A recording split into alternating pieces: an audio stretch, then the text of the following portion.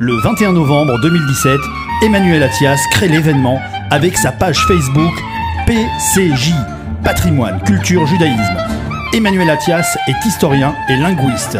Il a parcouru ces dernières années des milliers de kilomètres à travers l'Europe, le Moyen-Orient et l'Afrique du Nord pour retrouver les dernières communautés juives et photographier leur patrimoine. Chers auditeurs de Radio JM, bonjour. Patrimoine et culture du judaïsme est heureux de vous retrouver pour notre seconde chronique, qui cette semaine va nous conduire aux confins de l'Europe et nous faire voyager au cœur du Yiddishland.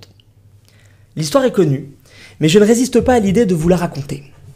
Dans le bus de Netanya à Tel Aviv, une immigrante d'ex-URSS rectifie chaque parole que son petit-fils lui adresse en hébreu.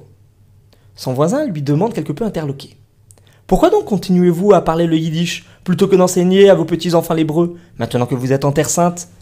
Et la vieille boube de répondre « Je ne veux pas que mon Yenkele oublie qu'il est juif. » Cette schmonzes, cette boutade yiddish, met clairement en lumière le rapport qu'entretiennent nombre de nos coreligionnaires d'Europe de l'Est avec leur langue d'origine, appelée avec tendresse Mameloschen, la langue de ma mère. Le rapport au yiddish est ainsi un rapport intimiste, je dirais privé, disons même quasi filial, qui évoque pour ses locuteurs autant de joie que de douleur.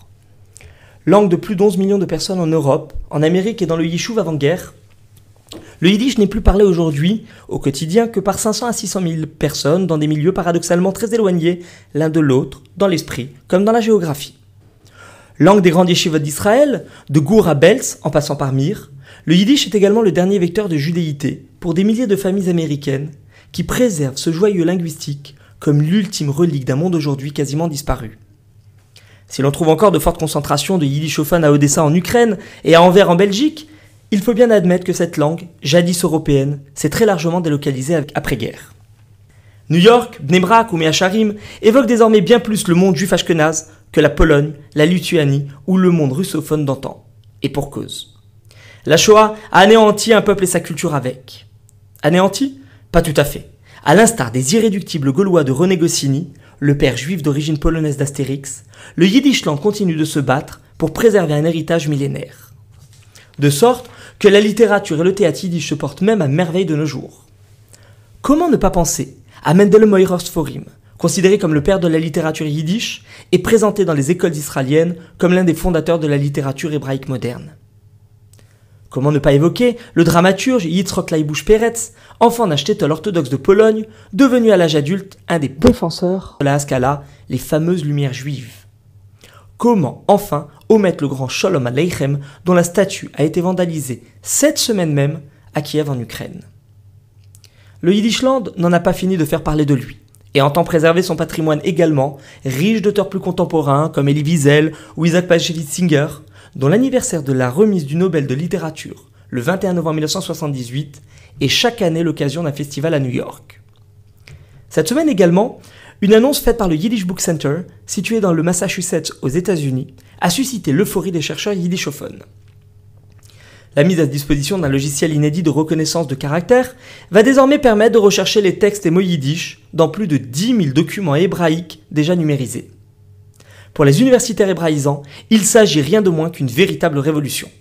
Ce programme de reconnaissance de caractères ouvrant de nouvelles perspectives de recherche, et ce, en un temps considérablement réduit. Sans compter que faire entrer la langue yiddish dans le groupe des langues comprises par les outils numériques est une porte ouverte à la reconnaissance d'une langue sans pays, qui a manqué de peu de devenir au début du XXe siècle celle du futur État hébreu. Mais ce qui semble aujourd'hui être le meilleur porte-parole, que dis-je, le porte-étendard de la culture yiddish, reste encore la musique klezmer. Cette musique que des films comme Un violon sur le toit en 1971, ou plus récemment L'homme est une femme comme les autres et Train de vie, ont contribué à populariser. Des concerts, des festivals, autant d'invitations à danser sur ces rythmes nostalgiques autant qu'endiablés, n'en finissent plus d'être proposés. Une simple googlisation du mot klezmer sur la toile n'offre pas moins d'une demi-douzaine d'entrées pour le seul mois à venir, rien qu'en France.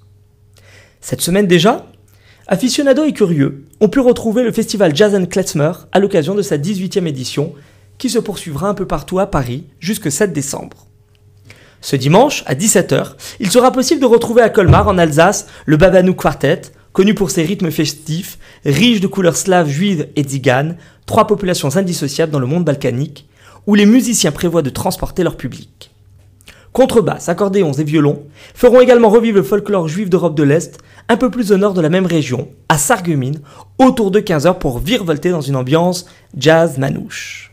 Enfin, ne manquez pas à la mi-janvier le spectacle inédit offert par l'Orchestre de Chambre Nouvelle-Aquitaine, qui cette année a décidé d'innover en invitant la star américaine de la clarinette David Krakauer pour défier le public européen en associant les grandes œuvres du répertoire classique au rythme populaire d'un klezmer revisité à la sauce US.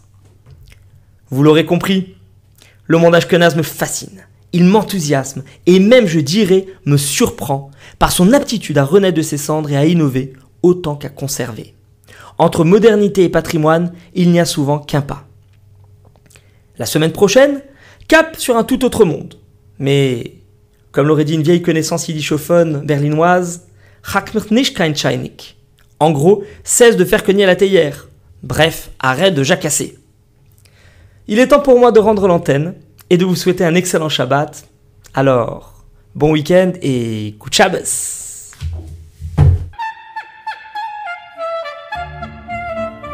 Le 21 novembre 2017, Emmanuel Attias crée l'événement avec sa page Facebook PCJ, Patrimoine, Culture, Judaïsme. Emmanuel Attias est historien et linguiste.